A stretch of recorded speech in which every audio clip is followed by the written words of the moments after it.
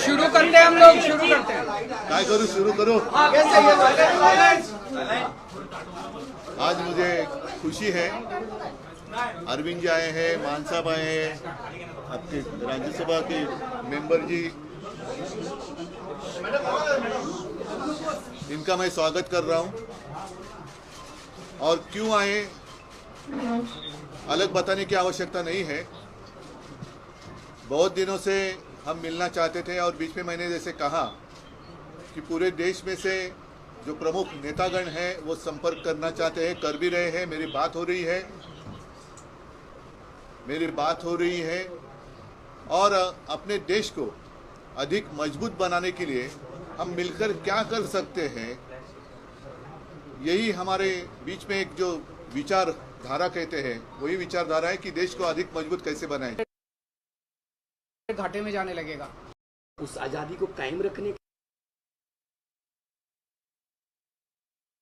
अगर इकट्ठे हो जाए तो इस देश जैसा धरती पे कोई देश नहीं है।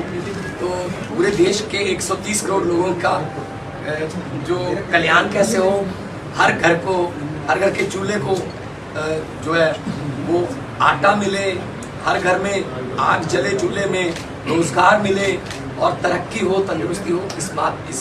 इन मुद्दों पे बात हुई और अच्छा लगा। मैं धन्यवाद करना चाहता हूँ एक बार फिर उद्धव जी का और उनकी फैमिली का, उन्होंने हमें यहाँ बुला के मान सम्मान दिया। अरविंद जी, बीएमसी चुनाव को लेकर कुछ बात हुई है क्या? आपकी पार्टी भी काफी तैयारी कर रही है बीएमसी चुनाव लड़ने के लिए, इसके बीच पे कुछ बात हुई है? इस देश में एक पार्टी है जो 24 घंटे चुनाव की सोचती है। हम 24 घंटे चुनाव के लिए सोचते हैं, हम देश की सोचते हैं। हमारे सामने देश है, हमारे सामने इस देश के बेरोजगार युवा हैं, हमारे सामने किसान है, हमारे सामने वो गृहिणी है जिसका पति हर महीने पैसे ला के देता है और उसका खर्चा नहीं चल रहा। 20 तारीख के बाद उसको पता नहीं अगले 10 दिन कैसे बीतेंगे।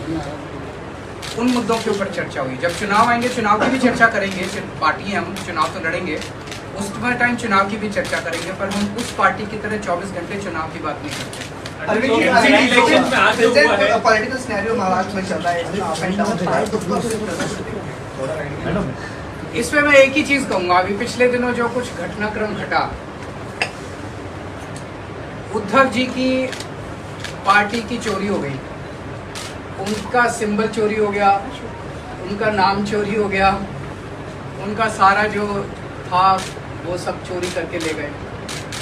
और मैं एक ही चीज़ कहना चाहता हूँ, इनके पिताजी शेर थे और ये शेर के बेटे हैं, तो पूरा महाराष्ट्र इनके साथ है और मैं पूरी उम्मीद करता हूँ कि सुप्रीम कोर्ट से इनको न्याय भी मिलेगा।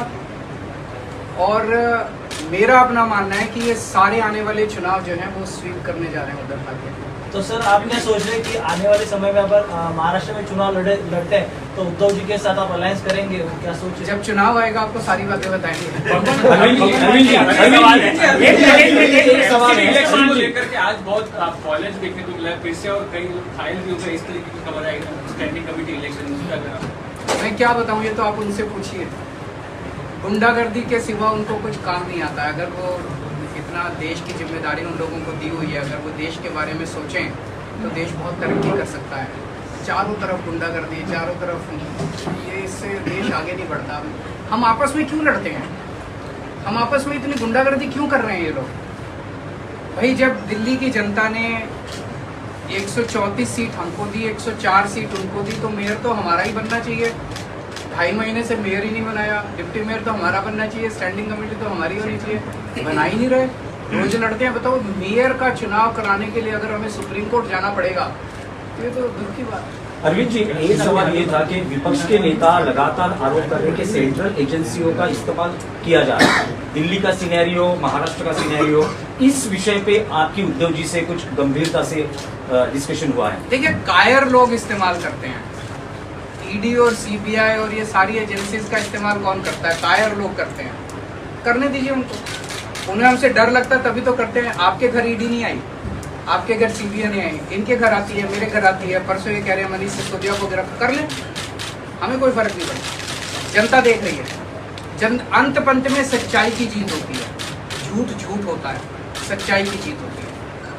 भगवान मान जी आपसे सवाल है, जिस प्रकार से पंजाब में हिंसा हुई है, नारा को जो है वो अटैक कर लिया गया, उसके बाद वहां पर पुलिस वालों को भी पीटा गया, एक FIR नहीं रजिस्टर हुई है, क्या कुछ कहेंगे? देखिए, आप लोगों के पास यहाँ गलत सूचनाएं हैं। लॉ एंड ऑर्डर पंजाब में कंट्रोल में है, पंजाब पुलिस सक्षम है, और पंजाब का जो सोशल बॉन्डिंग है उसमें गोलियां भी चली 10 साल, बम भी फूटे, लेकिन पंजाब का जो भाईचारा है आपस में, वो लोग मिलके रहना पसंद करते हैं। अमन शांति वाला हमारा स्टेट है, और बहुत बड़ी बड़ी इंडस्ट्रीज अब वहाँ पे इन्वेस्ट करने लगी हैं, क्योंकि पहले किसी खास फैमिली के साथ MOU होता था, अब पंजाब के 3 करोड़ लोगों के साथ जो है वो MOU हो रहा है। पंजाब को नंबर 1 स्टेट हम बनाने में अपनी तरफ से हमारी गारंटी थी। जब अरविंद जी और हम सारी टीम चुनाव प्रचार कर रहे थे, तब हम गारंटियाँ दे रहे थे, की गारंटी, कच्चे मुलाजिमों को पक्के करने की गारंटी, रोजगार की गारंटी।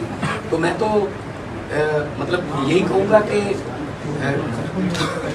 लंबे सफर को मीलों में मत बांटिए, कौम को कबीलों में मत बांटिए।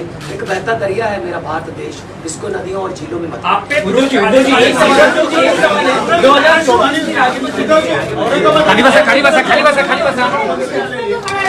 खाली बस